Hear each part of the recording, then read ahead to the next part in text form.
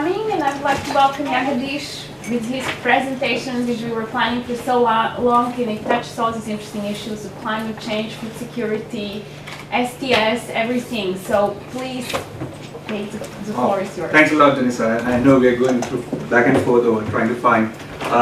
So I'm going to present on some work that Mohan and I have been conducting in South India, in Pastapur, which is about 100 kilometers from the capital city of Hyderabad. No more, I mean, there's a new state now. But they're going to be shared capital city. So what I'll do is I'll try to speak for like 20 to 30 minutes, and then we'll open up for discussion. I'll take the easy questions, Mohan will take the tough questions. So I want to start with trying to... Perhaps I'll start with talking about my own experience going to a village and talking to the women farmers. I'm like an urban fool when I went there. We usually say rural fool coming to the urban areas and jaywalking and stuff like that. So I was the urban fool who went to this rural areas. I didn't know the name of these seeds. All my life I consumed rice, which I didn't know was not a native crop of the region, which comes from more irrigated water areas. So this was kind of a lot of discovery for me, and these women farmers were very patient with me, trying to explain everything. So that's kind of a context that I want to set in. So I stayed in Pastapur for about 2 months, and we did interview about like 28 women farmers, and I also participated in the biodiversity festival. So they go around village to village, and they have associations, about 70 villages. So they go from village to village where they showcase the seeds that they've been collecting. And this is a photo of a seed bank. So I'll talk about the seed bank a little later. So for an outline, I'll basically give a brief review of mainstreaming gender in climate change adaptation literature, followed by how we're going to introduce a culture-centered approach to whole climate adaptation literature, focusing on 3 different issues. And finally, I'll talk about the work in progress that we are doing with Deccan Development Society Sangams, which is collectives. So unless you're a Republican, a hardcore Republican, you're most likely to believe that climate change is real, it's happening, it's human caused, and unless we mitigate and adapt to it urgently, humanity is going to face some severe losses. Although global warming is global in nature, we know that certain countries, specifically countries in Asia, are more vulnerable to it because of high exposure, high sensitivity, lack of assets. So as you can see, and this I got it from the International Disaster Database, and we find that if you look at the natural disaster, which according to the IPCC latest report is going to increase in intensity and frequency, we find that the Asian countries are more vulnerable and they have seen a lot of mortality. Although the natural disasters do not affect everyone equally, what we know is that 70% of women die, more than men die because of natural disasters. So there's kind of an unequal balance where women get impacted more than men. This is not only just during disasters, but post-disasters too. Women find it more difficult to get back to life. Few of us have followed the Philippines Typhoon Haiyan, and there's, even after a couple of months, there's still, the disaster is a long way, the recovery is still a long way, and there's this fear, at least in the UN reports, that this disaster is going to lead an increase in sex trafficking in the Philippines region. So there's different contexts to which we need to understand these natural disasters. And we know that there are no more natural disasters in a sense that they are kind of combined by climate change. And this whole issue, when we try to look from a climate justice point of view, we're asking these countries and the people in these countries to adapt for a thing that they haven't caused. So there's a whole climate justice angle to, who should be paying up, who should be adapting, who should be mitigating. And what we found in the literature review is that women have little opportunity to frame development policies, and same thing has continued over with the climate change policies. And the policies, some of the studies that I've done have shown that policies that do not focus on gender-specific impacts tend to perpetuate gender inequalities and increase the vulnerability of women. So here we come to a kind of do a culture-centered approach to climate change adaptation. And going back to Mohan's work, we know that communication disenfranchisement takes place hand in hand with structural disenfranchisement. That is, people who are silenced are more likely to be less heard in policy circles, taken up seriously, where they are given equal footing in deciding what policies to adapt and to check if the policies have benefited different social strata. And the whole work of cultural structure agency comes from feminist studies, post-colonial studies, where we try to center our knowledge building exercise ground up. That is, we talk to the communities and see how they experience, for example, in this case, how they experience climate change impacts and what kinds of policies that they support. So there are three main points that I would highlight in the literature. One is to look at adaptation within the relations of power and decision-making process. That is, who gets to decide what kind of impacts that we should adapt, what kind of policies we should be taking into consideration, and how will we evaluate the impact of such policies. The second is to look at, and in the literature you see that many feminist studies have done, and they found that women, especially in the global south, are often portrayed as either vulnerable or virtuous. Vulnerable in the sense of they are poor, they need some support, and as well as virtuous in the sense that that's from Chipko. There's a photograph from Chipko movement, the tree hugging movement, where they are protectors of environment. But both these kind of discourses displaces more important things like what is the woman's role in policy making process and what are the impacts of such policies on gender.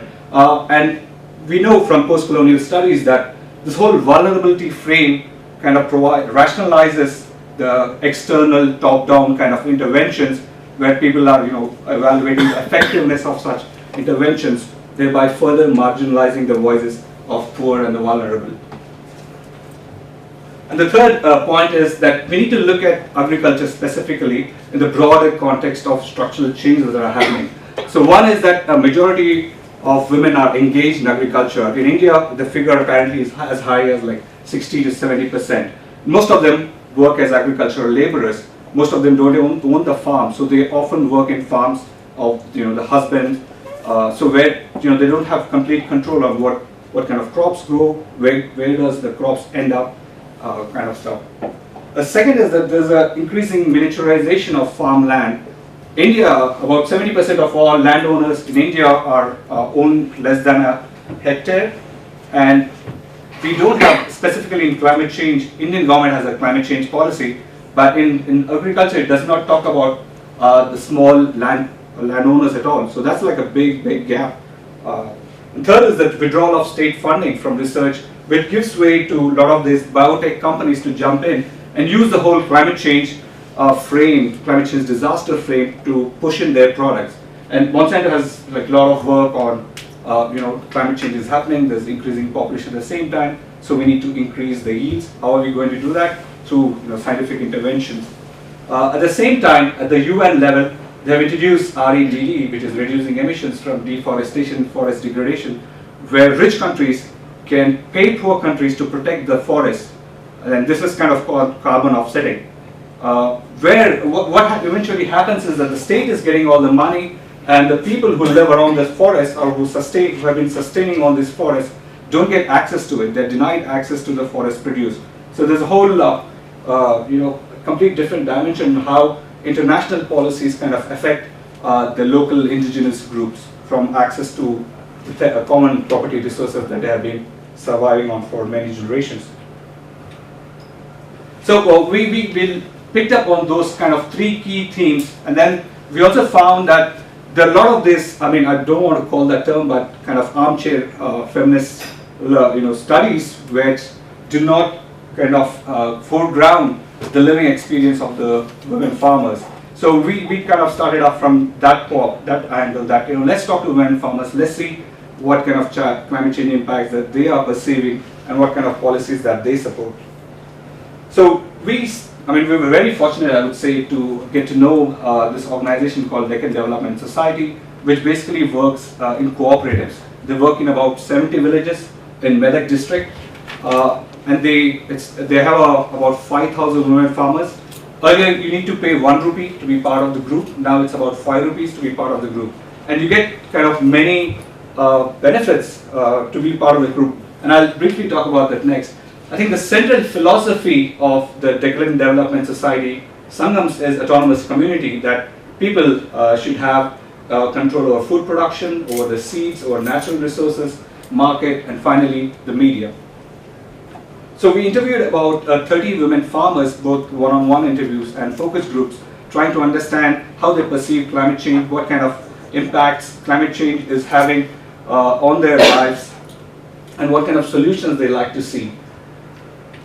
One of the interesting things, and there have been lots of things. So firstly, these women are lower caste women. They come from scheduled tribes, scheduled caste. They are mostly landless. So, and DDS has been working there for over 30 years, and they started doing different kinds of activities. First, they started giving money to these landless farmers to lease land, and then they would give some loans so that they could, pick up the rocks and try to make the soil more useful for agriculture. And then they would also loan seeds to these landless farmers so they can, grow the crops. But there's one condition, is that they should not add any fertilizers or external fertilizers, only use the natural manure. So that kind of thing that they did. And they don't give loans to one person, they usually give loans to a group of 5 to 15 people. So they've been doing that kind of work, and I'll quickly show you a short video on the seed bank.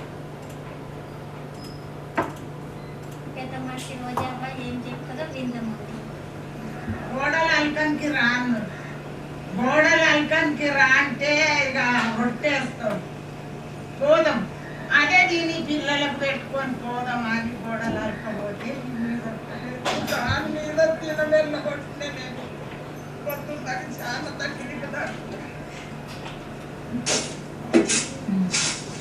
25 ఏళ్ల కింద మేము చాలా పరిస్థితి ఖరాబ్ ఉన్న మంది ఉంటున్నాను.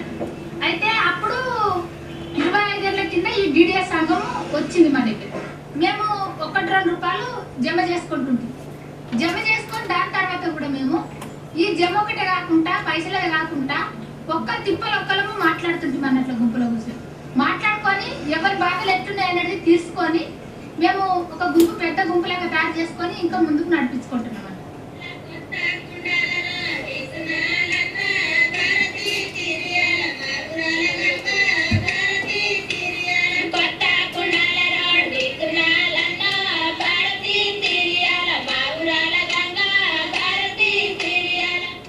దీంట్లో మా ముందున్న పెద్ద సమస్య ఆకలి.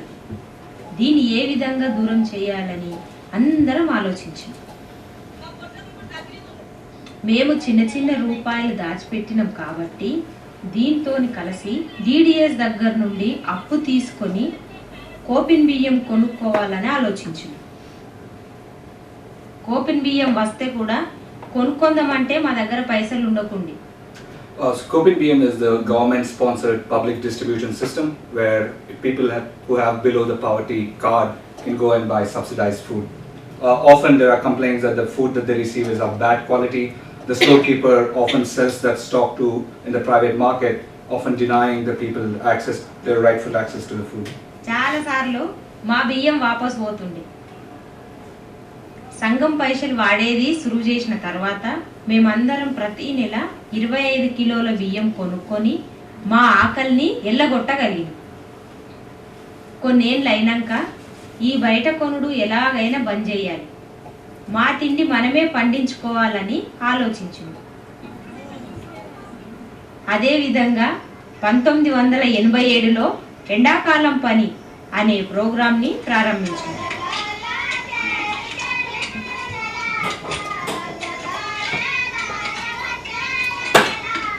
దీని ద్వారా DDS ప్రతి మెంబర్కు ఒక్క ఏడాదిలో 100 రోజుల పనిని కలిగించాలనుకున్నాం. ఆ పని ద్వారా మా భూములన్నీ మంచిగా చేసుకోవాలని అనుకున్నాం. పేదోళ్ళము ఆడోళ్ళము వీళ్ళతో భూమి ఎక్కడిది అని మీరు అనుకుంటుండొచ్చు, కానీ ఇదొకది మాది చరిత్ర. అయితే కాపోతా ఇట్లా బండి వెళ్తా ఇట్లా పని చేసుకుంటా, వాళ్ళ గోధుమ ఎత్తుకుంటా, వాళ్ళ ఇంట్లో పని చేసుకుంటా, వాళ్ళ చేలుల్లో కూలి చేసుకుంటా వండుకుంటూ ఉండగా ఈనాడు గుడ్డాలని కూలి బదిలి గుడ్డాలు ఇచ్చింది. ఆ గుడ్డాలలో పని చేసుకుంటూ ఉండగా ఇంద్రమ్మ అని గవర్నమెంట్ వచ్చింది. ఆ గవర్నమెంట్ వచ్చినప్పుడు పేదోళ్ళకు మాయేసొచ్చి పేదోళ్ళకు చూసి 1 ఎకరా 2 ఎకరాలు అట్లనే చేయించారు. వంజరా భూమిచ్చినాడు గింజములువా నీరు లేదు వంజరా భూమిచ్చినాడు గింజములువా నీరు లేదు. అయితే ఈ భూములన్నీ చాలా ఖరాబ్ భూములు, రాళ్ళు రప్పలతోని నిండిపోయి దున్ననికి రానట్టు కలవనికి రానట్టు ఉండే భూములు. ఈ భూములు మావి అయితే కూడా మాకేం పంట రాకుంది. మా ఎండాకాలం పని ఈ భూముల మీద సులువు చేసినాము. దాంట్లో ఉన్న రాళ్ళని ఏరేసినాము, గండ్లు కాలువలేసినాము, బండ భూముల మీద మట్టి పోసుకున్నాం.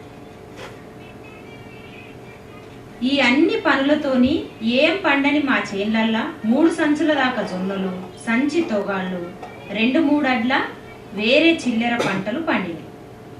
ఏ తిండి లేనోళ్ళము ఏడాదికి 8 నెలలు ఇంటి తిండి తినగలిగింది. బయట నుండి తిండి కొనుడు 12% బంద్ అయింది. మా పేదల సంఘాలుల్లా మంచి పంటలు పెట్టి. So the seed bank I was referring to plays a very important role here because they loan people seeds and people can they have to repay back the loan in seeds. So they store seeds which are helpful for them to keep on going, and that also sort of preserves the kind of biodiversity that's in the region because of saving the seeds. And that the next one is a kind of cart that they go around and 70 different villages carrying. So based on the interviews that we did, we kind of some of the themes that were more prominent in the interviews have been highlighted here.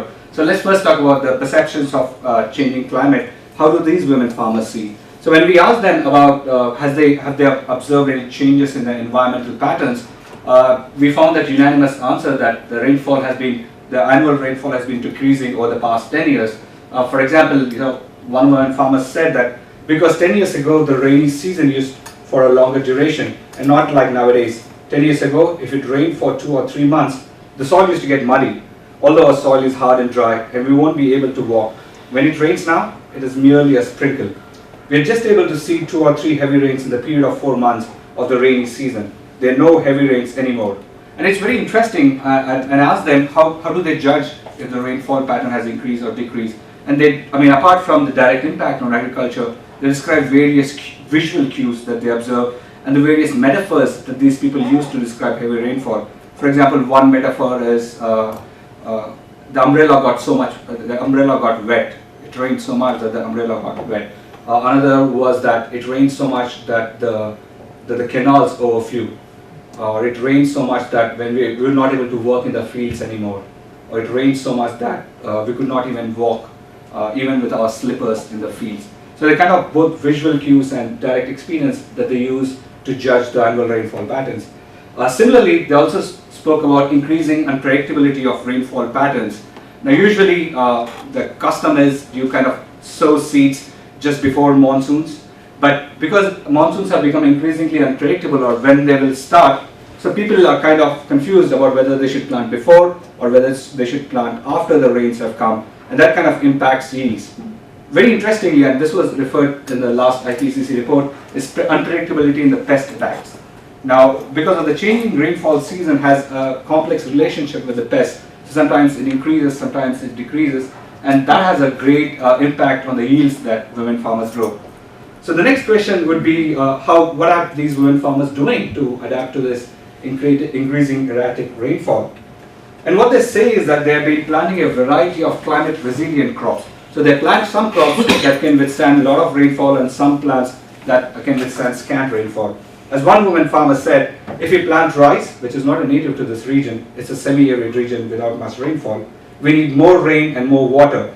If we plant jonalu, cereals, sajjalu, which requires very less water, even if there is less rainfall, we can still harvest some crops. We are confident that the kinds of crops we grow can tolerate low rainfall. We have hard soil here, so janna, sajja suits this region. Even if it rains more, some crops such as janna does not give good yields. Togar, which is red gram crop, needs more water. So some crops can tolerate more rain and others less rain. So when we plant these variety of crops, we at least get 2 bags of yields when it rains less than usual instead of 4 bags of normal rainfall. So by they kind of, talking in terms of they're distributing their risks, to say it in the insurance language. Moreover, planting this kind of diverse crops also helps them to, bring nutrition to their families, having these different kinds of crops and in different times of the year.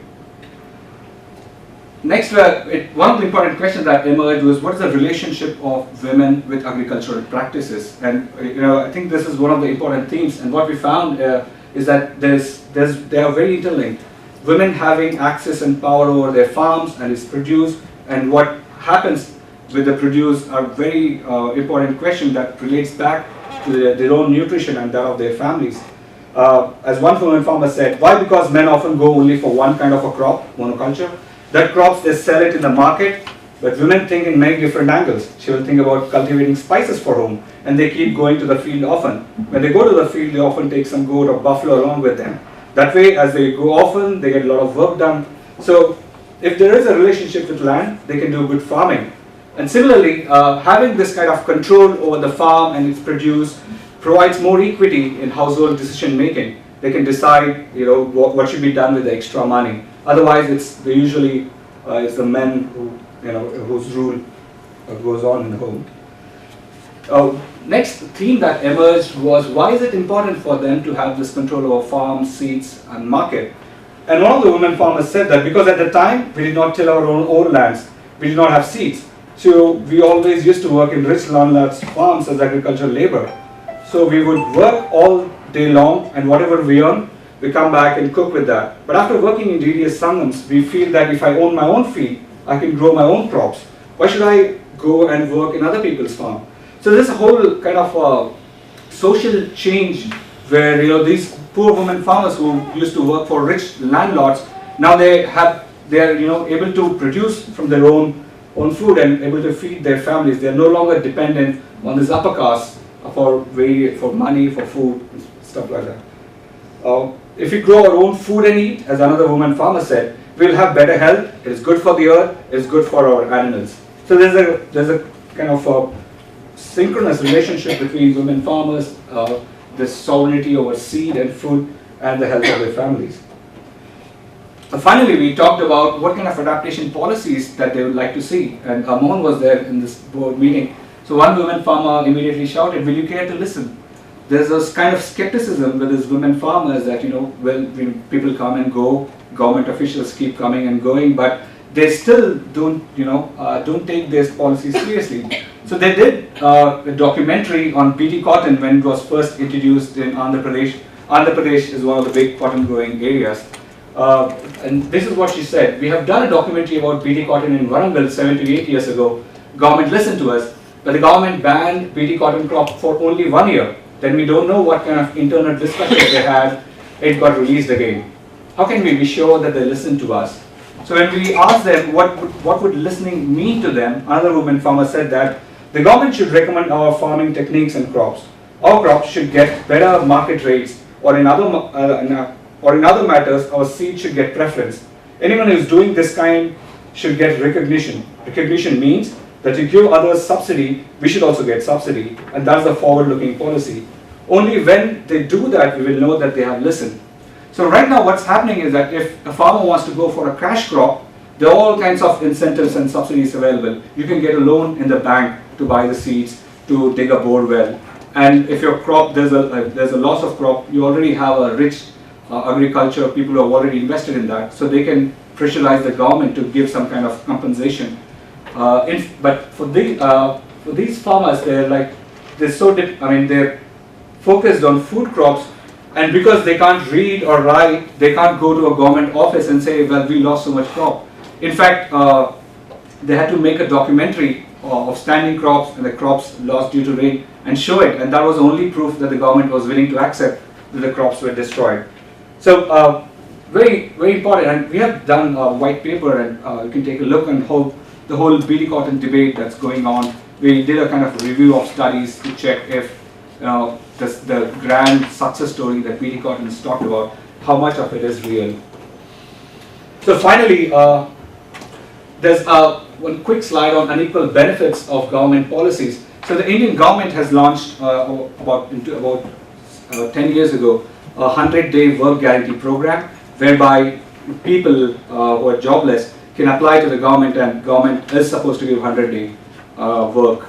Now again, there's a lot of corruption. Women don't get paid as much as men do, and those are the other issues. But one of the issues that one woman farmer said was that they don't, the government programs don't help them to improve their lands. The lands that get improved are those of rich landlords. The lands around the rich landlords' farms, there's a lot of cleaning of stones work, water canals being built there. So there's whole kind of inequity even in the government adaptation policies. So just to summarize kind of from this work in progress, what we came to know from these interviews, it's a complex dynamic process where climate change adaptation takes place, from gender equality, local agricultural practices, government policies, and the rainfall patterns. So the biggest takeaway for us was that adaptation is a local affair and need for localized solutions. Unfortunately, that does not figure so much in the global UN conferences that take place every year. As I mentioned before, there's a Prime Minister's Action Plan on climate change, and he got 25 experts to come and help him frame that. 24 of those experts are in New Delhi, with one expert, Ratan Tata, who's a big industrialist situated in Mumbai. So the national policy on climate change was done by these experts sitting in New Delhi, who we don't even know how much they kind of know about. So there is clearly lack of voice of these women farmers, not just from the south, but I think in different parts of India. So have any of these experts practiced agriculture? No, they are all associated with big. For example, there is Jyoti Parekh, who runs she writes a lot on gender and climate justice, but she runs her own institute on economic statistics kind of thing. And most of them are, another person is Navroz Dubash, who is educated in US, and he runs the Center for Policy, so they're totally unconnected with agricultural practices, and most of them come from, like us, educated abroad. So it's important that who controls farm and its produce controls health and nutrition of the family. And unfortunately, and this you see not just here, but community participation has been more of a way of talking rather than doing, and we hope the project that we are doing in South India would kind of change that. It will be more about doing rather than talking. I'd like to finally finish with showing a small video. So concurrently, these women farmers have started their own community media. In fact, going back in 1998, they got funding from UNESCO to start a community radio. And at the time when the Indian government did not have a community radio policy, so these women farmers, they helped in framing the government community radio policy that came in effect only in 2006.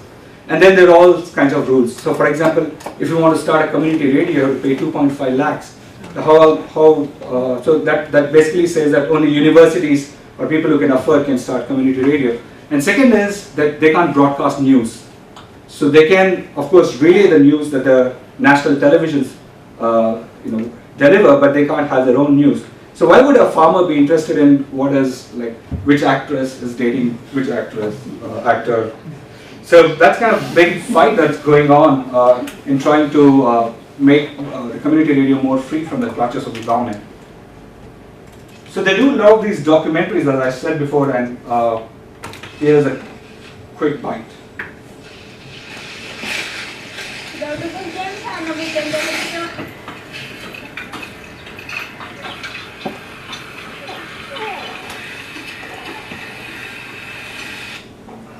నేను ఇంతకు ముందు ఇట్లా వ్యవసాయం పని కలవనికి అట్లా కూలి పనికి పోతుంటే అనమాట. కూలి పనికి పోకుండా అట్లనే ఇప్పుడు కెమెరా నేర్చుకోవడం జరిగింది.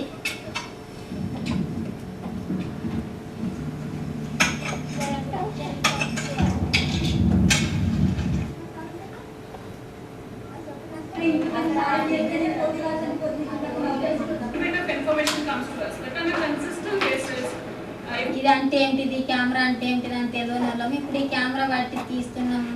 ఈ కెమెరాతోని ఇప్పుడు మేము కొంతమందికి ట్రైనింగ్ ఇస్తున్నాను అన్నమాట. నేను ఇప్పుడు పేరు దేశం అన్న దేశంలో 18 మంది అడవిళ్ళ ఆలుగిన మాయా సొంటలు ఊరోళ్ళు ఆడేళ్ళు ఆ సొంటలకు మేము ఈ కెమెరా గురించి నేర్పినాం.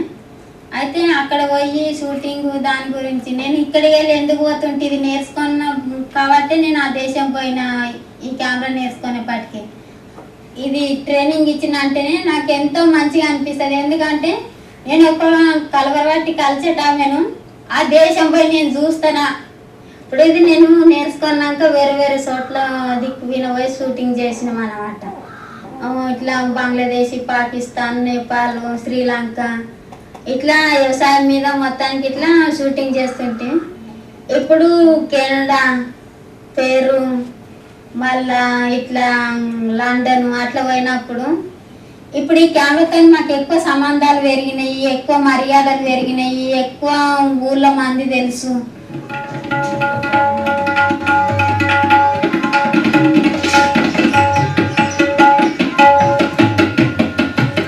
So, Chinna Narasimha in fact went to the conference of parties, COP15 in Copenhagen, which was a big event because heads of the state came together, and because they were denied permission to enter these, these meetings, closed door meetings, they all burned their badges, and that's kind of a protest.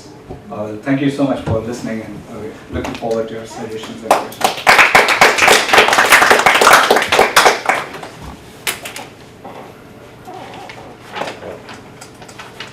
Any questions, comments? It was so clear. Yes, sir. Yeah, I have quick questions, couple of comments. I've worked with the International Crop Research Institute, ICRISAT in Hyderabad for and with many years. So I know a bit about these areas and issues. So there are two issues that I wanted to sort of flag. One is something that you mentioned in your presentation, the issue of unpredictability. Now, a lot of research in India, including by organizations like CREDA in Hyderabad, and by meteorologists, others, have shown that one of the main problems with reference to agriculture and climate change in India is that climate variability is the problem, not quite climate change. And climate variability has already been quite high in semi-arid and arid areas in terms of drought, temperature changes, rainfall patterns, and so on. And that is becoming even more unpredictable. So in that context, having these kinds of seed banks it becomes much more important. And it's not just the question of having a diversity of crops, but also having a diversity of varieties for each crop. So this is something that we documented in a study 15 years ago in Rajasthan, where again women were able to save seeds, multiple kinds of seeds of the same crop, and depending on when the rainfall would arrive and the quantity of rainfall and the temperature and drought and all of that, they would decide what to go in for. And here, so it's a combination of indigenous knowledge and knowledge which comes in from outside that becomes important, because in some contexts the research that came from outside, from universities, from private seed companies, from government research organizations, were also found to be useful. But the decision had to be left to them, not to market forces or to the government. The second aspect was about the BT cotton that you mentioned, and I wanted to raise a larger issue about gender and agricultural biotechnology. In general, it seems to be that because agricultural biotechnology is so much under the control of corporate firms, it may enhance control over agriculture and farmers lose control. But given the context of the feminization of agriculture in countries like India, there are other perspectives which are coming in. So there are very interesting articles by Govind Kelkar, who used to be based here in Bangkok for many years, and Gail Ombet, among others, and also by Swasti Meter. So they are raising these questions about what kind of technologies will empower women, and what kind of research therefore needs to be done. So in the case of BT cotton and other biotechnology varieties, what they suggest is that because on the one hand there is feminization of agriculture taking place, because men are migrating, it's more, the farms are under the control of women, but women don't have property rights, which means that they cannot access credit, they cannot access knowledge, they cannot go for training programs and so on. But women still have to work with that land to get something out of it. Okay, so in that context, there is this need to improve productivity, but not having all the rights that men have. So technology, they argue, can play a role, and biotechnology can, if it is properly planned, if it is properly designed, then it can help them overcome some of the problems that they face as women. But they also have another feminist kind of perspective to offer here, that indigenous technologies may give them control, but usually indigenous knowledge is tied to traditional patriarchal systems. So do you want to break that? Okay, that's the kind of question there is also. So indigenous knowledge cannot be seen in isolation from the other kinds of social structures that exist. Yeah, I think that's a very important point about what role can researchers play, especially agricultural research can play in helping the indigenous populations. Specifically, as you mentioned, it's a very socially divided Indian society, especially in rural areas. That's an important question here. But as you know, for example, early varieties of hybrid cotton was released by, I think, I'm not sure if ICRISAT did it. They don't work on cotton. So cotton research. So millets and so on. Yeah, the Cotton Research Institute, I think they released hybrid varieties. Yes. And that has kind of completely gone off. Now we have only BT varieties, completely owned by corporations. So there's a complete decrease, they step back from what agricultural institutions that get public funding do for that money. But yeah, I think your point is very well taken.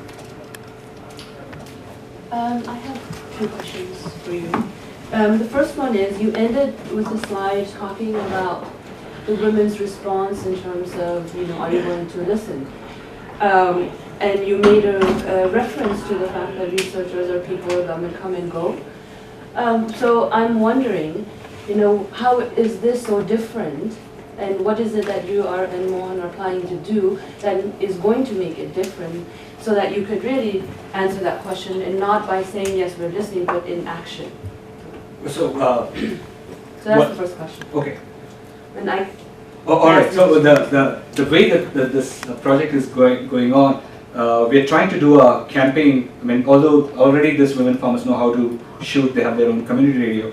So we're kind of working them for a communication campaign to do two things. One is trying to encourage farmers not to plant BT cotton but plant food crops, because there's semi-arid region, as I said, the high variability of rainfall. So they are high risk, and people are taking those kind of high risk. In fact, Andhra Pradesh has seen one of the highest suicide rates, mostly among BT cotton farmers. So what we're doing is communication campaign where we're trying to encourage other farmers to go for less risky crops, food crops. Another thing that we are trying to do is kind of engage the local government to provide some kind of benefits. For example, it could be in terms of token amount that they can get, or recognition as as biodiverse farm. In fact, they recently got some kind of token amount, I think about 500 rupees per year. So we're trying to work with the local government as well, trying to have some kind of funds set up for these women farmers to do. So that's in the short term. In the long term, I hope we'll be able to, and I guess this is going over the head, but trying to see if we can influence the whole climate change document that the Prime Minister has published, and that the state governments are also expected to publish their state action plans on climate change. So we will see if we can able to go so far. But talking about the BT cotton or the local policy, or even does that really get to what the women are saying in terms of really hearing, not only listening, but hearing what they are really saying is the problem? Because that connects to my second question, which is that it seems to me that there is a lot of, obviously, structural deprivation and structural violence in terms of the context, but it seems to be related more to their other aspects of their life than really so much about the climate.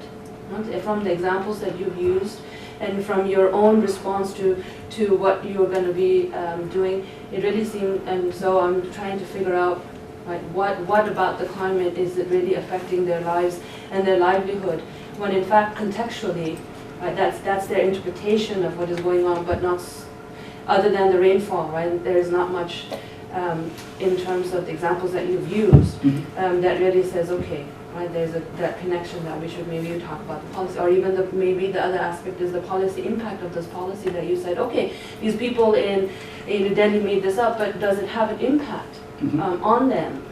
So that you can connect it to this idea of climate change. So I'm trying to figure out how all those things come together. Oh, I think it does make an impact, the policies that get framed. So one of the things that they've been fighting on is to make millets part of the public distribution system. So the public distribution system in India, which is like central government, they procure the grains and distribute. That's heavily based on rice and wheat. So what they are saying is, if you can include millets, so they will have a kind of a ready market to sell their whatever extra that comes. So there's clearly a big relationship between that. In fact, they started the whole alternate public distribution system scheme in early 2000s. What they did was they provided money, loan for the landless people to lease some land. They provided them seeds, and then all the food that would grow, they would come together, and the poorest people in the village would be identified, and they would get the first right over this food. So, of course, what policies happen in the central government have an impact in local. And second thing is, I think agriculture plays a central role in the structural transformation, in the sense that who owns the farm, who manages the produce, has direct implications within the household power relationship, as well as if they can go and access credit from the banks, if they can get access information. I understand all of that, but what I'm saying is, how does that all connect to your discussion of climate change? So climate change, as you know, as I briefly mentioned, it's used as a kind of a discourse to kind of sell all kinds of things. For example, we need to grow yields, so let's go for genetically modified crops. In fact, there's a whole big debate on genetically modified brinjal, which the government said yes. Some of the scientists said yes, let's do it, and it got only stalled, and it did not get rejected. It got only stalled for some period of time. So there's this relation on what kind of crops that the government wants to see. So there's kind of, I feel that there's a direct engagement with the kind of changes that we want to see, both structural. Actually, that's a very interesting point you're bringing about this relation between corporatization of that discourse on climate change and how it's used to basically enable these Monsantos and big companies to take power over the agriculture, and it's not just India.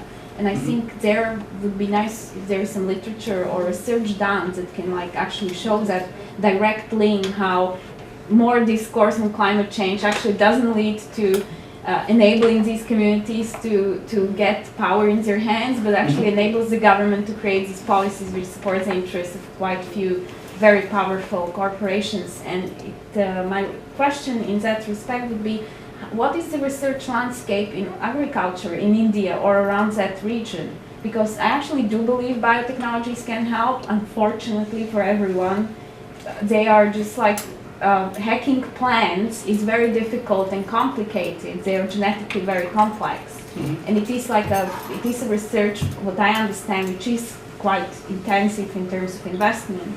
So are there any independent research institutes that are trying to do, connect the indigenous knowledge of some crops with some potential ways of enhancing these qualities of such more adaptable crops?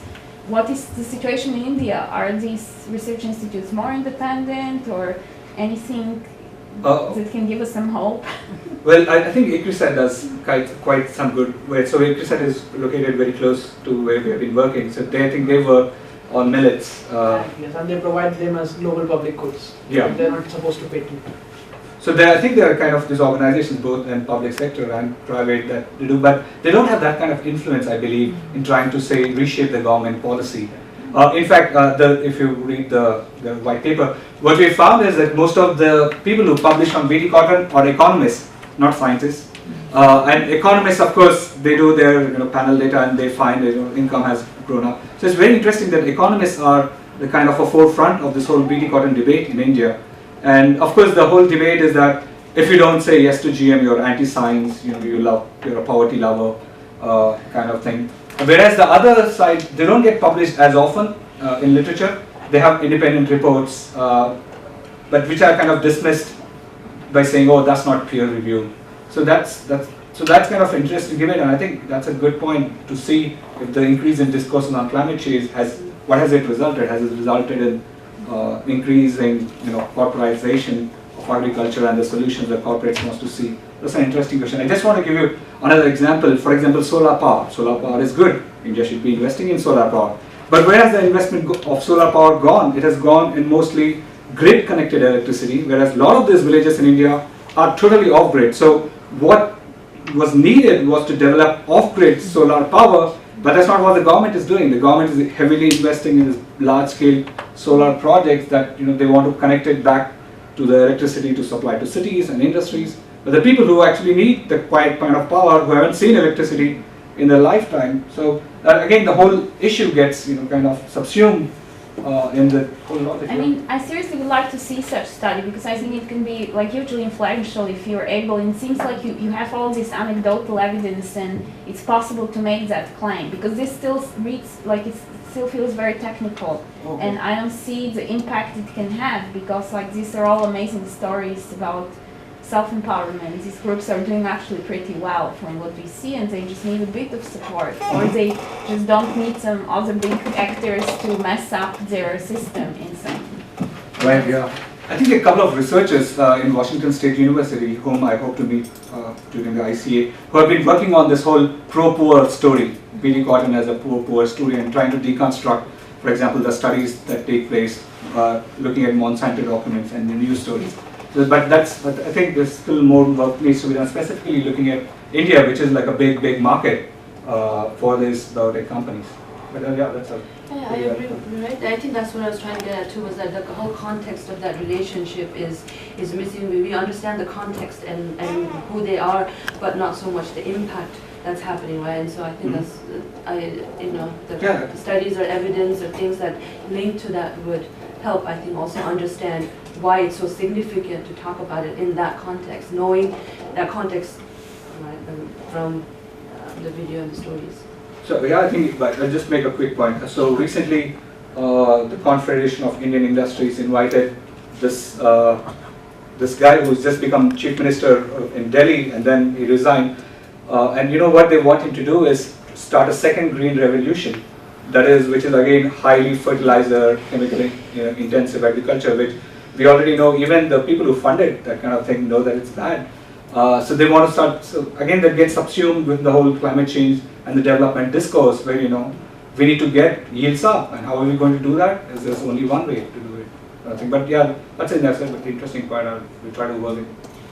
I think that the whole policy and how climate change policy in India, the discourse is being shaped, and who are the actors and who are the ones who get to make those decisions, and what are the ways in which the stories are framed and presented, and where are the farmers themselves in that discourse can be the backdrop, or could be a separate study that kind of then you talk about the absence of these farmers who are small landowners, and they're doing a lot on their own. They're creating their own alternative things, but then this whole thing can be heavily suddenly changed and impacted if they're growing brinjal, and suddenly tomorrow there's a brinjal. They have no control over those kinds of aspects, right? So, like, I think whatever we're seeing here is to show that how those kinds of policies can have a very severe impact on these women, but they're doing things to kind of make sure that they have some agency, and the stories of empowerment. But still, there are things happening at the state level or international, global level that they need to know, and they need to be connected to that knowledge base. And I don't know if they're plugged into that discourse. And one way maybe that you can help is to also keep that channel of communication open, at least for them. See if you can create channels of communication where their voice reaches up to the top, and whatever discourse is happening at the central government level or state government level, whether that at least they're aware of what is happening. Right. not to speak highly of my own work, but we recently published an article called Shifting Discourse of Climate Change in India and Climatic Change, and we looked at the last 20 years of discourse in India, and that's one of the prominent themes is that we are not responsible, don't ask us to do anything. And that continued, even so far. So for example, there are a lot of studies in India talking about how is the West responsible, and, we should not be doing anything unless you pay us some money. And there are hardly any studies on vulnerability. In fact, only in 2009, the Indian government instituted a group of scientists to look at vulnerability. So an issue as important as vulnerability was completely absent in the discourses. Even now, the vulnerability is a namesake. That is, the PM document starts with India as one of the more vulnerable countries, but we still don't have like indices on vulnerability, what pockets are more vulnerable, what kind of adaptation plans or policies should go to kind of vulnerability. So the whole vulnerability discourse is kind of, it's a namesake, it's a facade kind of a thing. But there is some movement, like for example, there's a climate justice movement. Again, unfortunately, there's one Delhi guy who is leading this, but he's trying to open it up, which kind of pressurizes the government in trying to actually act on climate change. That is, by reducing emissions, it's not only going to contribute globally, but to India itself. There's a lot of problems with health pollution, kind of thing. So yeah, I think you're right that we need to kind of start, at least strategically think about how to combine these different voices to be able to affect the government policy. And environmental journalism is not even a thing. I know. So we interviewed one woman journalist who does a lot of environmental programs on CNN and IBN, and within a month after we did the interview, she was fired because she did all this, environmental impacts surrounding big projects and how that's polluting Ganga and all that. And you know what? The people who sponsor the whole channel, they're like, oh, we don't need all that stories. We can keep away from that. So there are a lot of stories on Save the Tiger. Like that's the only environmental problem in India. So they'll have a 12-hour program on Save the Tiger. But what about Save the tribals, the indigenous populations? Yeah. So there's with the corporate media, so we can't expect much from it. Sorry. Yeah, I was wondering whether there are some central government actions or national scale participations or interventions so as to change this water distribution, like man-made reservoirs or lakes, things like that, so that the monsoon season water can be saved and used for the dry seasons. Are there any large projects like that? So the central government, during a right-wing government's rule, proposed a project of interlinking rivers in India, which is like an environmental disaster. You can't just change the course of a river and say, well, why don't you come here, because what is required here. So that's one point, that they've tried it, but they are unsuccessful. Change the course of rivers. Okay. So that's one thing. Thankfully, they did not take off. And the second thing is, there's still kind of, gender differences even when the government tries to sponsor water, man-made lakes or man-made ponds kind of thing. Where do they get situated? And who benefits from those kind of water ponds? That's like a big debate. In fact, one of the women farmers were talking about, the government said like, we'll build a tank here, but that's close to the rich farmlands, and my farm is really far away. So by the time the water trickles to my farm, the rich farmer, he'll get a electronic pump set, will take in all the water kind of thing. In fact, there's a whole big fight in India on this water redistribution, and a lot of people are displaced because of the water distribution. So you want to build dams, generate electricity, but the people who have been living in the forests, they get totally submerged, and the water is completely diverted, towards urban areas, towards industry. In fact, there's a big debate that happened when. So the way the water is divided is domestic purposes, agriculture, and then industry. And then they try to overcome it. They said first domestic purposes, industry, and then agriculture. Then a lot of protests broke down, and the government had to turn over and make it like domestic purposes, agriculture, and industry. Mm-hmm. So water is kind of diverted towards a lot of these industries. Mm-hmm. I see. So what you said seems to say that there are a lot of difficulties as for this national design and then projects over water redistribution. But then again, this can also show that the urgent need for national planning and designing of such things or projects? Yeah, I think there is an urgent need specifically to kind of store monsoon rains, because the runoff not only decreases the availability of water but leads also to soil erosion. So there is this urgent need, but I don't think there's like a. So the problem is, even if they have a plan, doesn't get implemented. If it gets implemented, there's different kinds of impacts. So we need to have there's an important role that local communities can play in trying to design these projects, although they might be funded from the central government. Yeah, it seems that the first video you showed that there is a part when the women farmers were digging trench so that during the monsoon season their crops won't be flooded. Right. But then on the other hand, a lot of parts of your presentation is saying that the crop, when to sow the seeds depends on whether they have rainfall or something. So there is some like water or irrigation or rainfall. It seems that it has the two edges. One is that there's too much, that therefore it destroys, and therefore sometimes there's too little or none for their crops to grow. So I'm thinking of this out of context thing of man-made lakes or something, so as to equalize this water distribution over seasons, different seasons. Yeah. I think Parthasarathy sir could correct me, but so for example, one of the big invisible problems is groundwater problem in India. So the rich landlords can easily get credit for putting a pump, and this is a common property resource, but it's not common anymore because the rich landlord will of course get more water, and so this water affects the kind of water in the people's common wells. Like people used to survive on wells earlier, but now they have the more and more dependent on private supply of water.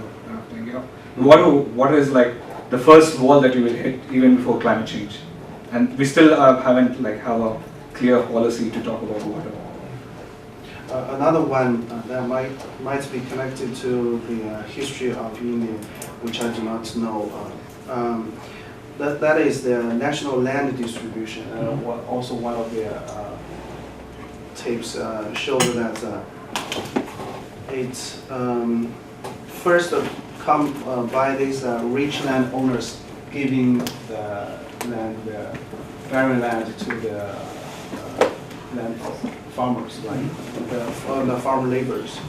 So I don't know. It seems that on the one hand, these NGOs are doing small-scale work, giving women cameras, and then having these seed banks, and then which are changing in a macro scale lives of many people. But on the other hand, is there a national discussion of land redistribution or something like that? Not anymore, I guess. I don't think it has become a big issue, and it hasn't. I mean, now we are more about development, market orientation, where we want to shift all these people who are practicing agriculture into industries, make them more skilled labor, as if agriculture is an unskilled profession. So the whole discourse, I don't think this is part of the main discourse at all. Land redistribution. I think that's gone. That's like 1970s. Thank you. I just wanted to add that actually millets comes from the word million, has the same root. Actually, even one millet has so much nutrition. Oh, really? I didn't know that. Urban comes food. from So we, even health-wise, to eat more millets is so much better for health. Yeah, so I participated in this they had a village discussion where, so they would draw lines and they would talk about each food and they would assign values. So is it good for health? Is it good for kids' health? Is it good for maternal health? And in that, the rice was the least highlighted thing, but everybody buys rice because it's cheap, it's available. So it's kind of we can't do it. We know it's not nutritious, but that's the only thing we can access. It's 2 rupees per kg, so it's easy for me to go access. Even brown versus white rice. Yeah. Because of the public distribution system, now they started eating more white rice. Right, and all brown rice is not. Yeah, and all the diabetes could be related back to this. Absolutely, but you know, in Indonesia, where I follow the Yogyakarta people, there was also a movement of people, of some, I guess, researchers. I don't know the details.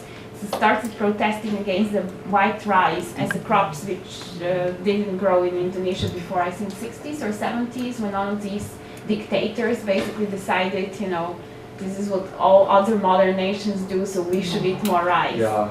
So it was like, now they're trying to also reverse it back to some indigenous crops, and they have this, I forgot what's the name. They have this one thing which was much more common to eat in Indonesia. And yeah, so it's this is really horrible. The white rice is just pure glucose. It's just pure sugars. It gives you cancer. It gives you all these bad things. Don't tell me I eat white rice every day. Bread or rice is the same. It's bad. Right, Only yeah. these brown, more complex grains are actually healthy. In fact, the whole why rice became such an important goes back to the first green revolution in 1980s in India, where a lot of irrigated land in North India, they grew so much rice. What will you do about it? So make it part of this free distribution system. So rice that we eat comes from some other part of India.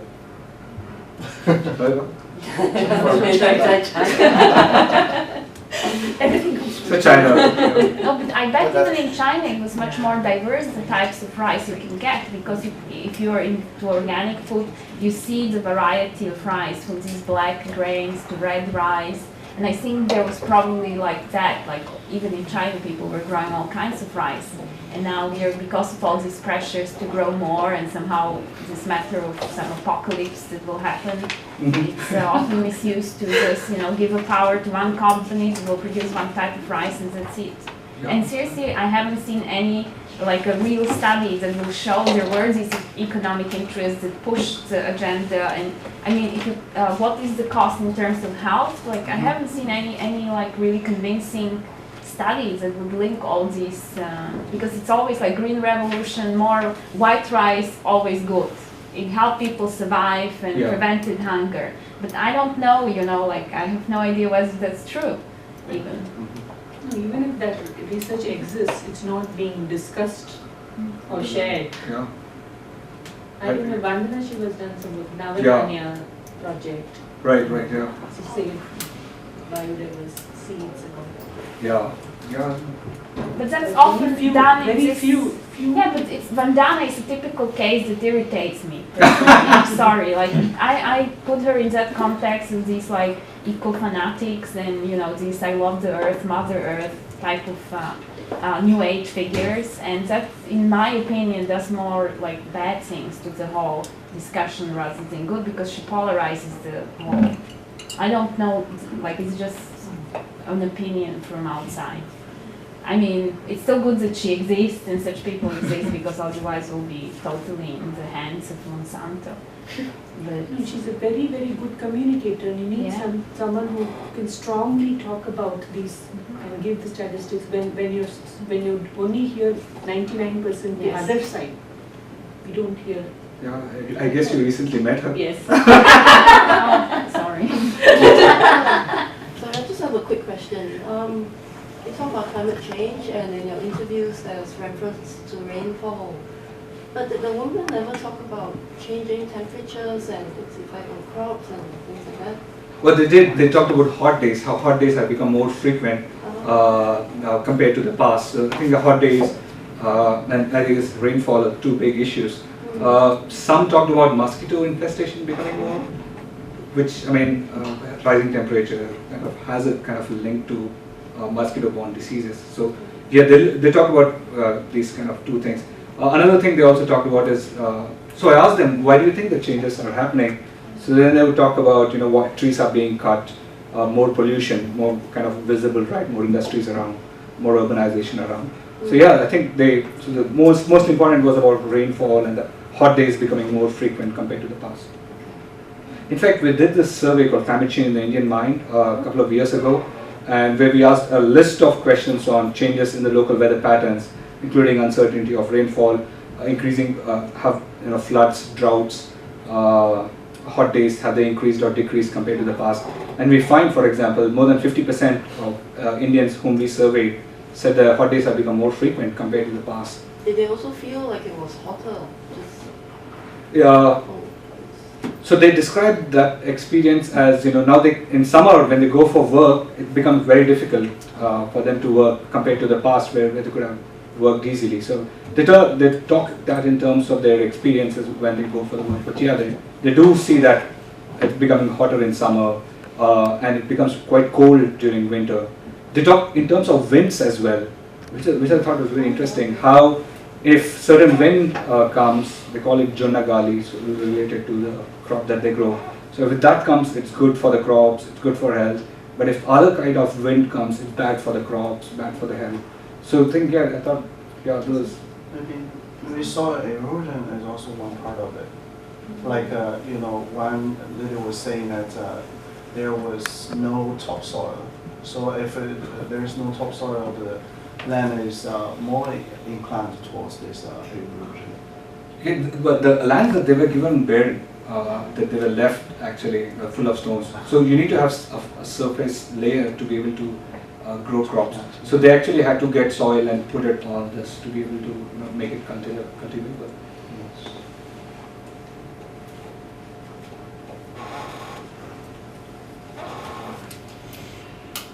I wanted to give a clarification about the comment you made on vulnerability.